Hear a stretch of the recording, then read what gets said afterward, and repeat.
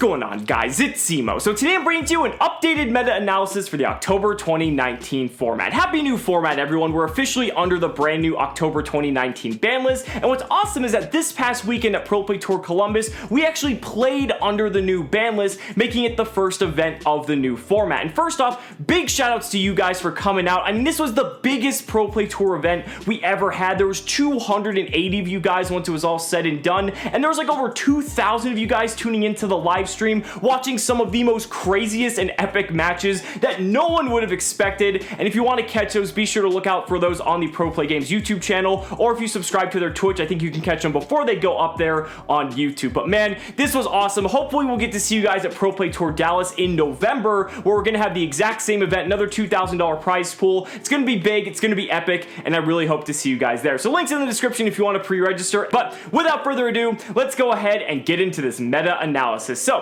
here is your top 16 breakdown of Pro Play Tour Columbus. Now, I'm only going to be talking about Pro Play Tour Columbus in this video, even though there were several regionals taking place this weekend as well. And the reason for that is because all the regionals were playing under the old list. And yeah, the old list and the new list don't differ too heavily, but a lot of those are going to be irrelevant for the most part, at least depending on what deck you're playing, if you're playing something meta-specific. So I want to specifically only cover this meta-analysis for Pro Play Tour Columbus. And looking at this is crazy because there's so much diversity in this top 16. Sure, you have your meta decks that we've come to expect, but there's one that's notably absent from here, and that's Sky Striker. Now, before we talk more about Sky Striker, let's go ahead and look at an overall breakdown for every deck that was at the event. Now, do keep in mind there is a significant portion in the other category, but this is going to be the case for every single type of event you attend, whether it be a regional, a Pro Play Tour, or even a YCS. You can even look at old YCS footage, you know, the footage that is actually out there, and see that when they show the top cut breakdown, other is always the biggest category. But the largest chunks of representation are typically going to be the decks that people are thinking are going to be the strongest moving into the new format. And what decks do we see? We see Thunder Dragon right there at the top, Salamangreat not too far behind, we've got Pendulum. There's so many other different decks that are also taking up larger chunks as well, Orcust being not too far behind. Striker's in there, just in there like in a much smaller representation as you might expect, but that might be showing that that Widow Anchor hit might have hurt more so than a lot of people thought, or maybe just because the event was the first event, you know, there's only about under a week to prepare for it, so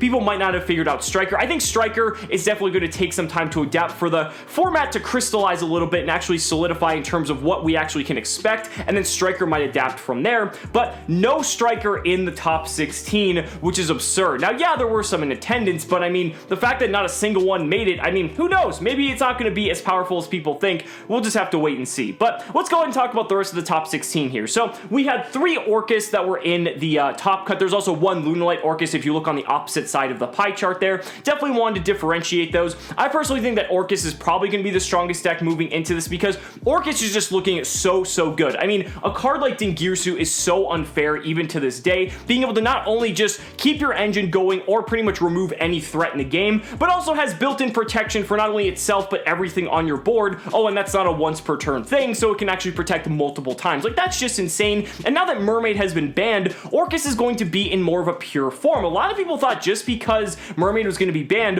Orcust was going to be virtually unplayable, but that's not the case at all. Pure Orcust is still very playable because now we're starting to see it adapt into more of a control style variant, utilizing a card like Orchestrated Return. I talked about this before in the last meta-analysis, where you're able to just play a bunch of defensive cards like hand traps, like real traps, like Infinite Impermanence, which I guess is still technically a hand trap, but it's something you're also going to set if you already have cards on your field, or it may be even real traps in addition to that. It's something that people could experiment with. The whole purpose here is to just play something like Orchestrated Return, generate advantage like a good control deck does, and then just kind of sit behind your wall of defensive cards, being your hand traps, being your impermanence, being your crescendo, and then kind of analyze the field, you know, negate stuff when you have to, and then you just go in for the kill on the next turn with something like Borrelsword Dragon. It's not that difficult to do, and because Dingirsu is such a powerful card, because the Orcust cards are so recursive, it's able to do a lot, even in its purest of forms. But there also still was the Lunalight variant as well. A lot of people thought Lunalight was especially dead just because any sort of hybrid utilizing Mermaid was kind of the reason why Mermaid was so powerful. But the thing is, with the Lunalight variant, you can actually still play the Orcust cards. You just have to make Curious, which the deck can do naturally, but you just have to send a copy of an Orcust card if you want to get the Orcust combo out of it. Typically, you were sending something like, say, you know, a Floodgate, like Imperial Order, to just get this absolutely insane board that we were seeing at stuff like YCS YCS Fort Worth. But now you have to send the specific Orcust card from Curious, so the combo isn't as powerful, but you're still going to see this deck here and there. I don't think it's by any means dead, but you're definitely going to see it take a hit in representation, because now that Mermaid is banned, it is nowhere nearly as powerful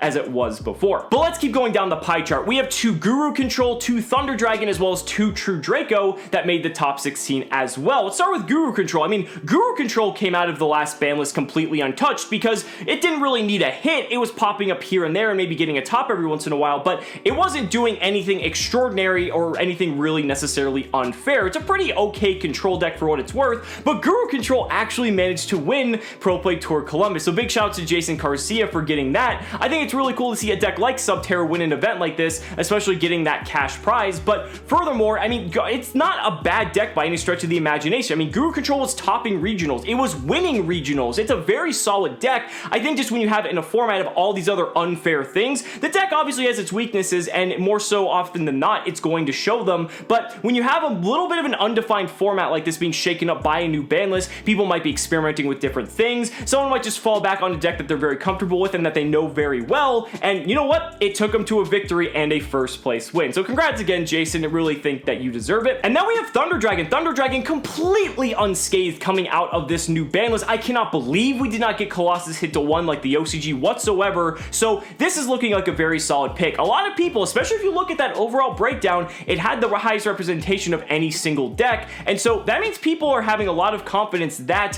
Thunder Dragon is going to be a very formidable threat. And it definitely is, even though it didn't have the highest of representation, still took up 1/8 of the top 16. So that's not too bad. Thunder Dragon has so many tools at its disposal. Colossus is able to shut down the opponent's plays by locking them out of searching. You've got Titan to just be able to break boards. All the Thunder Dragon cards themselves are pretty strong, have a pretty decent engine going for them, and Thunder Dragon Fusion is one hell of a card. So definitely do not underestimate this deck, and you can expect to see a lot of it moving forward, especially since Sky Striker did lose a couple of its Widow Anchors. Even though that was one of its better matchups, you know, it's gonna be more difficult for a deck like that to deal with Thunder. And then we have True Draco. You guys have heard me say time and time again how Draco is just one of those decks that always manages to top, and you heard me talk about this when we talked about the ban list last week, where now that we've lost cards like Mermaid, we have Anchor going to 1, and even Agripane to an extent, we've kind of closed the power gap in between some of the best decks and some of these other decks. And now that that's happened, it's giving a lot of these other tier 2 and rogue decks the opportunity to actually shine. And I think you're going to see this here at an event like this, and even in events moving forward, that there's going to be some more viable rogue options that can actually have a chance, because there isn't this huge power discrepancy like there was before. And every card game is going to have that to an extent. People are going to experiment and find new strategies in every metagame. That's how it works, right? But the thing is, I still think it's cool that we can see decks like this thrive, and Draco's still been able to thrive even to this very day after, you know, how many years it's still been legal, even after Masterpiece got banned. It's still pretty cool, even if people don't necessarily like the deck. But Draco has a lot of hardcore fans. It's also a very nice budget option, so it's pretty cool to see that in there too. And then when you look at the one-of decks, there was an Altergeist, there was a Salamangreat, there was a Paleo Frog, there was a Shaddoll Dino, and then probably the 2 decks that stole the show, there was a Mech Knight, a pure Mech Knight, mind you,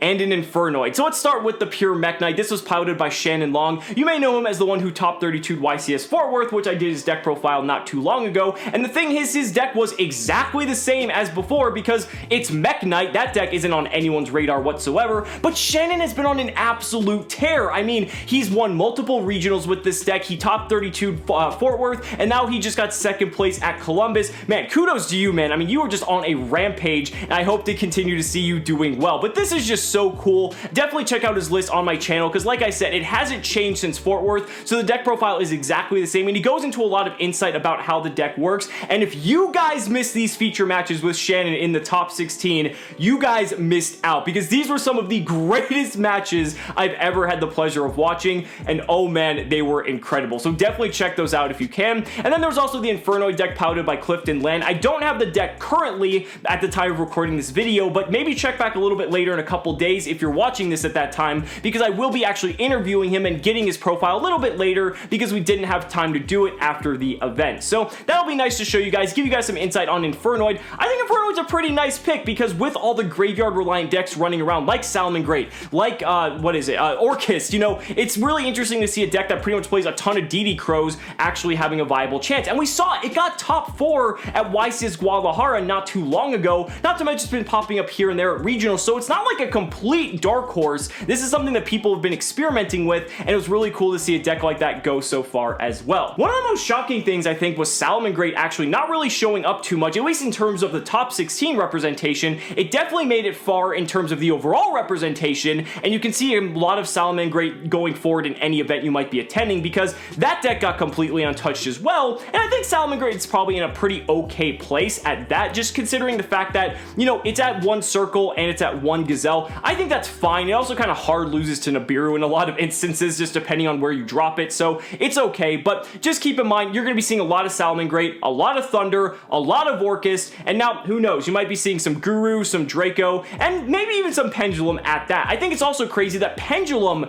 did not manage to make the top 16 anywhere. I mean, you saw in the top, or excuse me, the overall breakdown, how much representation it had, and not a single one managed to convert. I think Pendulum's still a pretty solid pick, even though it did lose Agripane in the Guard Dragon package. You can still play the Endymion version and be just fine. You just don't have that one extra negate from the Agripane. But you can still make some pretty cool boards. You can do stuff with like Absolute Dragon, like the good old Pendulum days. Players are going to have to adapt, of course, but we have UDS Panama coming up this upcoming weekend, and then YCS London the following weekend, which I will also be attending. So if you guys are going, be sure to say hi. I'll be there signing cards, taking pictures, doing all the fun stuff, and it's going to be an absolute blast. But if this is a sign of what the format's going to look like moving forward, I think that's really exciting. Yeah, sure, we still have a lot of the decks that people might be a little bit sick of, like Orcust, like Thunder, like Salamangreat, but the thing is, it's cool to see that so many other decks actually have the chance to do well compared to before. And maybe some people don't like that, but I think Yu-Gi-Oh's in its prime when there's a very, very diverse field of decks, and people get to play the deck that they like the most. So,